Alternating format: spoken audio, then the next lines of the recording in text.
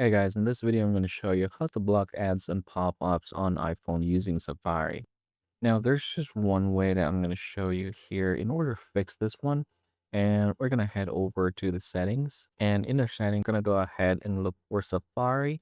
If you see it already, that would be great. And then we're going to go ahead and scroll down. And the first thing is I want you to go ahead and enable block pop-ups. And then I want you to go ahead and do other things. So prevent cross-site tracking. That's another thing.